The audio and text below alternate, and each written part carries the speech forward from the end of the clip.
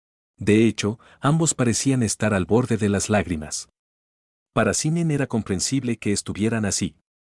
Les había dicho que era hora de partir hacia el campamento mestizo, y los gemelos supusieron correctamente que su tiempo con Light estaba llegando a su fin. Se habían encariñado, obviamente, y no querían que se fuera. Fue la misma forma en que reaccionaron los niños que eran dejados en la guardería cuando sus padres se iban a trabajar. Sécate los ojos, dijo Sinnen con calma.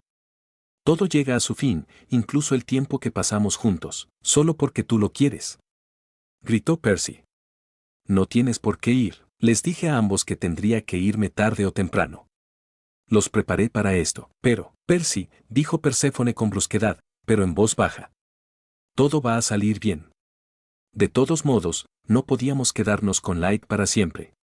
Habríamos tenido que seguir adelante en algún momento. La muchacha se enderezó e inhaló con fuerza para ocultar el temblor en su voz. Las piernas de Percy se doblaron y cayó de rodillas. Se quedó mirando al suelo con sus ojitos desgarrados. No quiero que esto termine, no quiero que esto termine. Perséfone levantó a su hermano pequeño, envolvió su pequeño cuerpo con sus bracitos y lo abrazó con fuerza. Los sollozos de Percy eran silenciosos y sus pequeños hombros temblaban levemente. La pequeña Perséfone, del mismo tamaño que su hermano pequeño, lo abrazó con fuerza mientras él lloraba por lo que había pasado. Sinnen vio. Él vio que ella estaba tratando de mantener la compostura, tratando de mantener su fachada fuerte, tratando de evitar que sus propias lágrimas se derramaran. Ella tenía que ser el pilar de Percy, su apoyo, no podía mostrar las mismas vulnerabilidades que él, no podía expresar las mismas emociones. Sinnen sabía que, cuando estuviera sola, lloraría más fuerte de lo que Percy jamás lo haría. Su corazón se encogió ante ese pensamiento y no quería admitir ante sí mismo la razón. Ven, dijo. Ya es hora. Perséfone asintió y dejó a Percy en el suelo. Tenía los ojos hinchados y la cara roja.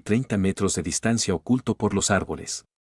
Los gemelos miraban fijamente en esa dirección, sus mentes aturdidas por el tren encontraban el ruido y lo que percibían como un tema de gran intriga. Estaban tan concentrados que casi parecía que la conversación anterior nunca había sucedido. Casi. Cuando Simen se acercó a ellos, ambos lo miraron.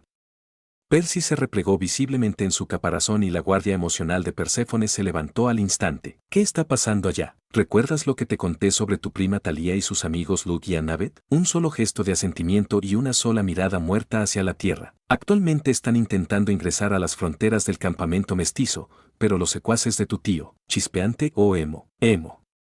Sus secuaces están intentando matar a Thalía. ¿Cuál es el plan? Voy a matar a la horda principal, y ustedes dos protegerán a los otros tres contra cualquier rezagado. El plan B, los tres nos unimos a la lucha y aniquilamos todo. Espera, ¿por qué no es ese el plan principal? Porque ustedes dos necesitan hacer algunos amigos. La lección 28 no trataba sobre por qué no deberíamos hacer eso. Lo fue, y la lección 40 trataba sobre cómo los amigos pueden ser útiles para tus propios fines. Ah, sí.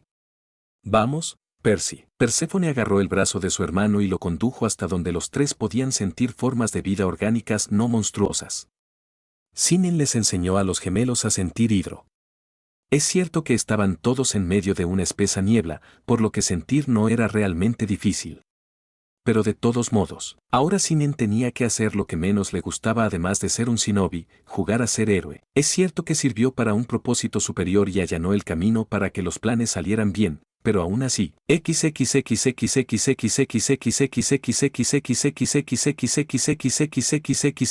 corriendo, sin aliento, aterrorizados y frustrados eran adjetivos adecuados para describir a Thalia Grace, Luke Castellan, Annabeth Chase y Grover Underwood. Estaban a solo unos pocos metros de la seguridad, pero Hades no estaba dispuesto a aceptarlo. Por eso envió a las tres furias y unos 20 perros del infierno. Es por eso que Thalía estaba luchando por su vida para que su familia pudiera escapar. En ese momento, entre el enjambre de pelos y garras, Thalía notó que algo cálido goteaba por sus pantalones y sabía que no era pis. Había algo extraño en su espalda baja, lo que probablemente significaba que había recibido un golpe en algún momento y estaba sangrando. Supuso que eran las endorfinas y la adrenalina las que le impedían sentir dolor, pero en ese momento tenía que concentrarse en no morir. Un látigo en llamas apareció en el rabillo del ojo de la chica y sus reflejos la hicieron levantar su escudo a tiempo para bloquearlo, pero su defensa fue demasiado débil para ignorar por completo el impacto, y salió volando hacia atrás, su lanza volando en una dirección y su brazo dolorosamente entumecido. Thalía no estaba del todo segura, pero parecía que había un corte ardiente en el rostro de Ygis. Sin embargo, el olor a metal quemado estaba claramente presente en el aire. Con la vista borrosa y la cabeza dando vueltas, Thalía se encontró desenfocada, pero no tanto como para no sentir una oleada de pánico cuando vio a un par de Jones corriendo en dirección a Annabeth, Luke y Grover. Sin embargo, estaba lo suficientemente desenfocada como para no poder invocar ningún rayo para freír a los pequeños bastardos. En el rabillo del ojo, Talis vio su inminente perdición. Fue suficiente para impulsarla a la acción. La niebla se disipó en un instante. Rodó hacia adelante y se levantó de un salto, lista para luchar a puñetazos para salir de allí, solo para recibir un puñetazo de Alecto en la cara, destrozándole la nariz y volviéndola a quedar en un estado de aturdimiento mucho peor del que acababa de salir. Thalía miró fijamente el cielo nocturno, la niebla apenas estaba despejada para que pudiera ver unas pocas estrellas. Se preguntó si su padre la estaba observando y qué significaría para ella morir allí mismo y que su alma fuera enviada directamente al dios que intentaba matarla. Se imaginó que no iba a ser una experiencia agradable. Entonces el aire cambió. Se puso frío, muy frío, casi tan frío como la noche anterior. Thalía se sintió como si se estuviera ahogando en la desesperación y la desesperanza, pero también se sintió como si estuviera simplemente parada en los márgenes exteriores de esta tormenta helada y, por lo tanto, no estuviera sujeta a todo el poder de esta aura mortal. Pensó que era un dios que estaba siguiendo las órdenes de algún otro dios para salvarla, o era un dios que se había apiadado de ella y había decidido salvarla. Aunque agradecida, Thalía sintió pena por este dios en este último caso, ya que esto era una violación de las leyes antiguas y sería severamente castigado por ello. Thalía reunió fuerzas suficientes para mirar hacia donde percibía el ojo de esa gélida tormenta. Allí lo vio a él o a ella. Era difícil saberlo con esa capa y ese cabello. Thalía no estaba segura de que tan fuerte podría ser este dios contra el mejor de Hades, pero no se lo pensó demasiado porque, en varios destellos de delgadas corrientes de luz, todos los monstruos estallaron en polvo. Thalía no aguantó más y cayó en un sueño del que no estaba segura de poder despertar.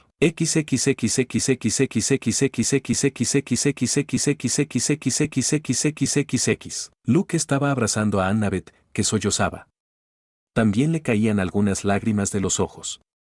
Grover estaba pálido y no ayudaba, como había estado desde el principio, pero en fin. Ahora estaban a salvo, en los terrenos del campamento. Grover estaba seguro de que los monstruos no entrarían allí, pero ¿qué significaba eso exactamente? Eso significaba que Thalía estaba sola ahí afuera, luchando contra todo pronóstico, y que lo más probable era que estuviera muerta. Tal vez lo peor de todo era que los Jones se la comerían y dejarían atrás apenas algo que valiera la pena enterrar. Y luego Hades tendría el alma de Thalía para hacer con ella lo que quisiera. La sangre de Luke hervía mientras la furia por tantas cosas corría por él. Gruñendo, desvió su atención de Annabeth hacia el pequeño grupo de Jones que se acercaban constantemente. Estos eran enormes, fácilmente más grandes que un auto promedio, y sus ojos brillaban como planetas en llamas, de un rojo puro en la oscuridad. Luke no tenía ninguna posibilidad, lo sabía, pero eso no le impidió agarrar su espada y atacar con un grito de guerra. Los Jones respondieron rugiendo colectivamente y también atacaron. Entonces todos se quedaron congelados. Annabeth y Grover se quedaron mirando con los ojos muy abiertos cuando alguien presionó el botón de pausa, lo que hizo que Luke y los perros del infierno simplemente se detuvieran donde estaban parados. Luego Luke voló de regreso con sus amigos y los perros del infierno se levantaron del suelo. El trío vio, desde la niebla, a un par de niños entrar en la refriega, niños no mayores que Annabeth. No eran solo niños, sino gemelos. Niño y niña, ropa sencilla, ojos verdes, cabello negro, piel bronceada, manos extendidas. Hacia los Jones. Tenían miradas concentradas en sus rostros, miradas serias, miradas endurecidas, miradas aterradoras. Había una fría indiferencia en sus ojos verdes, ojos como un cuerpo frío de agua del norte, y apretaron los puños. Los Jones se pusieron rígidos, pero antes de disolverse anticlimáticamente en polvo dorado. Fue Annabeth quien hizo la pregunta que da título al libro: ¿Quién eres tú? No respondieron, solo miraron a Annabeth sin una pizca de nada en sus ojos verde oscuro. Antes de que pudiera pasar algo más, se sintió una presencia más allá del bosque, una presencia poderosa, oscura, una que hizo que Luke comparara esta presencia con la de su padre en casa ese día hace muchos meses, y encontró que el poder de su padre era inferior al de cualquier monstruo silencioso que se acercaba. De entre la niebla surgió un ser de sombras que llevaba a Thalía en brazos, como si fuera una novia. Al parecer, los gemelos conocían a esta sombra, porque rápidamente corrieron hacia él, la primera muestra de emoción humana que se había visto hasta el momento. Si la sombra sabía que tenía un par de niños pisándole los talones, no lo demostró. A medida que se acercaba al trío, su mera presencia les hacía mantener la lengua en la boca y la boca cerrada. Por ello, Luke, Annabeth y Grover se quedaron en silencio cuando el ser pasó junto a ellos, seguidos por los gemelos. Cuando desapareció en la niebla, más adentro del campamento, solo entonces el trío se dio cuenta de algo. Incluso entre todas esas hojas, hierbas, ramitas, barro y otras cosas del suelo, ni una sola vez oyeron los pasos de la sombra, y eso los asustó. Capítulo 66. La diversión de un Shinigami.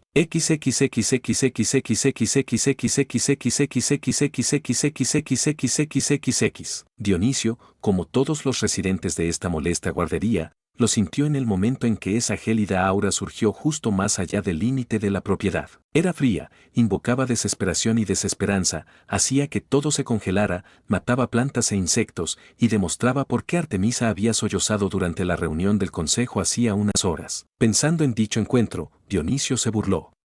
Había llegado para encontrar a su media hermana en forma de una niña, más pequeña de lo habitual, de todos modos, sentada en el regazo de su padre, sollozando en el amplio pecho del dios del cielo. El dios del vino había puesto los ojos en blanco ante la vista, ya que claramente era una exhibición de la tarjeta de la pequeña niña de papá de Artemisa, aunque las lágrimas fueron algo inesperado. Por lo general, Artemisa tomaba esa forma cuando quería algo, y engañó a Zeus para que se lo diera con un par de ojos realmente grandes y un lindo puchero. En la reunión, antes de que nada comenzara, Poseidón se veía tormentoso, Hera se veía molesta y de mal humor, Atenea tenía su cara de juego, Hefesto estaba haciendo pequeños retoques. Ares se estaba limpiando los dientes con un cuchillo del tamaño de una motocicleta, Hermes estaba sometido, Afrodita se estaba maquillando, Deméter estaba leyendo una revista de agricultura y Apolo tenía su fachada de gran hermano a todo trapo mientras estaba de pie junto al trono de Zeus y frotaba la espalda de Artemisa. Zeus luego continuó explicando que Artemisa se había encontrado con un niño que decía ser hijo de Ponto,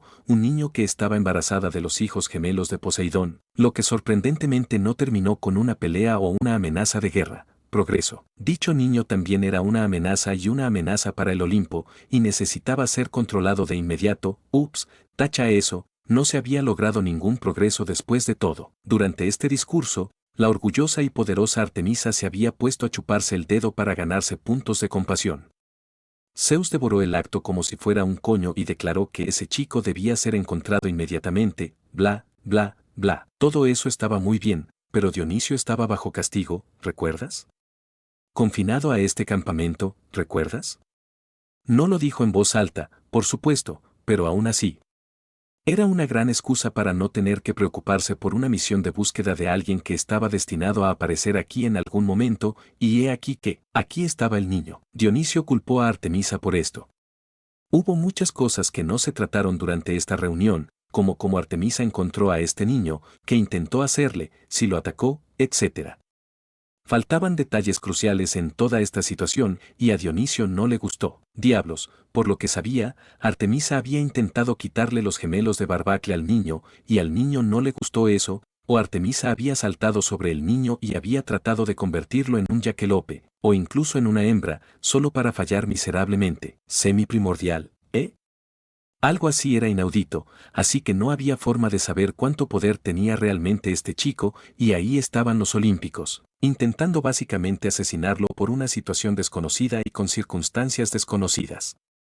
Por lo que Dioniso sabía, los dioses podrían estar firmando sus sentencias de muerte. Por otra parte, tal vez este muchacho había atacado a Artemisa, no, si ella hubiera sido atacada, se habría esforzado por parecer herida o lastimada, no indefensa y patética. De todos modos, este infame hijo de Ponto estaba sentado actualmente frente a Dioniso en el sofá, los gemelos de Poseidón estaban sentados a cada lado de su forma encapuchada, ambos mirando sin pestañear a Quirón y a él con ojos fríos y desconfiados, aunque los del niño eran mucho más brillantes que los de su hermana. Dionisio podría haber sido el dios de la locura y la demencia, pero aún podía sentir los estados mentales de los gemelos.